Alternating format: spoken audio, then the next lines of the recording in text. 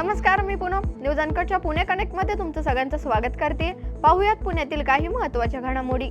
चाकण औद्योगिक वसाहतीमधील वाहतूक कोंडी सोडवण्यासाठी काही भागात एकरी वाहतूक सुरू करण्यात आली आहे. कोंडी कमी होण्यासाठी टप्पा क्रमांक 1 ते 4 मधील कंपन्यांमधील कामकाज सुरू होण्याच्या आणि संपण्याच्या वेळेत 15 मिनिटांचं अंतर ठेवण्यात आलंय.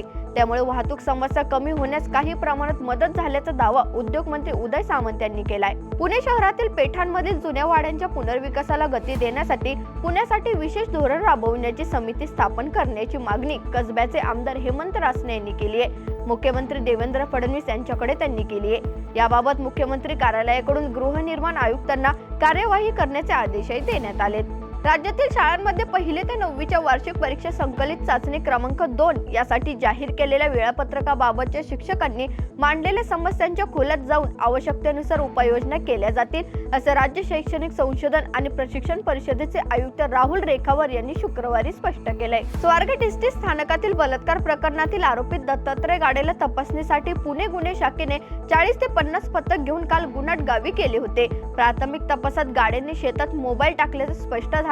आरोपी लपून बसलेल्या शेतामध्ये पोलिसांनी दिवसभर मोबाईल शोधला, मात्र मोबाईल सापडला नाही आणि आरोपीचा दावा आहे की मोबाईल त्याने फेकला नसून खिशातून अपघाताने पडलाय. त्यामुळे पोलिसांना शोध मोहिमेत अडचणी येत आहेत. पोलिसांचा पुढील तपास सुरू असून आरोपीच्या मोबाईलमधील पुरावे महत्त्वाचे ठरू शकतात. ज्या नोकरदार महिलांचं महिन्याला वेतन 25,000 रुपयांपेक्षा कमी आहे त्यांच्याकडून व्यावसायिक कराची रक्कम कपात करू नये या आदेशाकडे दुर्लक्ष करून पुणे महापालिकेचा शिक्षण विभाग गेल्या 2 वर्षांपासून महिला कर्मचाऱ्यांकडून ही रक्कम घेते. पुणे महापालिकेत प्राथमिक विभागातील शिक्षणाधिकारी, समग्र शिक्षा प्रकल्प अधिकारी महिला आहेत. असे असतानाही महिला कर्मचाऱ्यांकडून ही रक्कम घेतली जात असल्यानं आश्चर्य व्यक्त केलं जात आहे. पुणे शहराचे सांस्कृतिक धोरण वादाच्या भोवऱ्यात सापडल्यानं तो प्रस्ताव दफ्तरी दाखल करण्याचा निर्णय महापालिका प्रशासनानं घेतला असताना आता मुंडवा येथे टाउन प्लॅनिंग योजना करण्याच्या प्रस्तावाला देखील दफ्तरी दाखल करण्याचा निर्णय महापालिकेने घेतलाय. शहर सुधारणा समितीच्या बैठकीत हा विषय दफ्तरी दाखल करण्याचा निर्णय महापालिका आयुक्त तथा प्रशासक डॉक्टर राजेंद्र भोसले यांनी घेतलाय. पुणे शहरात मद्यधुंद अवस्थेमध्ये तरुणांनी अश्लील चाळे करत सिग्नलवरती रस्त्याच्या मधोमध आपली BMW गाडी उभी करून बाहेर येत रस्त्यावर लघुशंका केल्याची घटना समोर आली आहे. या घटनेविरुद्ध शिवसेना ठाकरे गटाचे उपनेता सुषमा अंधारे, शिवसेना शिंदे गटाचे नेता नीलम गोरे, राष्ट्रवादी काँग्रेस अजित पवार पक्षाच्या नेत्या रुपाली ठोंबरे यांनी याबाबत आपली प्रतिक्रिया दिली आहे. व्हिडिओ काढण्यापेक्षा पोलिसांना बोलवत जाब विचारायला हवा, या विकृतांना ठेचून काढलं पाहिजे, असं रुपाली ठोंबरे यांनी म्हटलंय.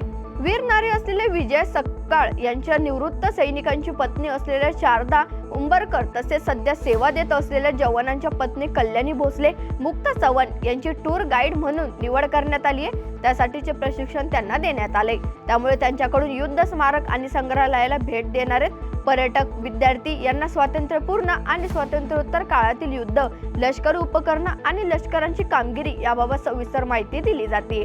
मावळ तालुक्यातील आंबेगाव शिंदगाव येथे मानवी वस्तीत आलेल्या बिबट्यानं 60 वर्षीय व्यक्तीवर हल्ला केलाय.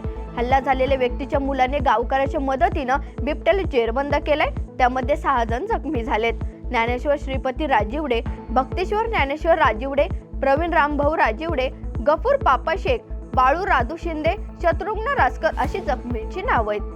किरकोळ वादातून रिक्षा चालक आणि साथीदारांनी दुचाकीस्वार तरुणासह मित्राला बेदम मारहाण केल्याची घटना कोथरूडमध्ये घडली आहे. खुनाचा प्रयत्न केल्याप्रकरणी रिक्षा चालकाला अटक करण्यात आली असून साथीदाराविरुद्ध गुन्हा दाखल करण्यात आलाय. अक्षय असं जखमी झालेल्या व्यक्तीचं नाव आहे. या बातमीसह पुणे कनेक्ट मध्ये ते सांगत पाहत राहा न्यूज अनकट.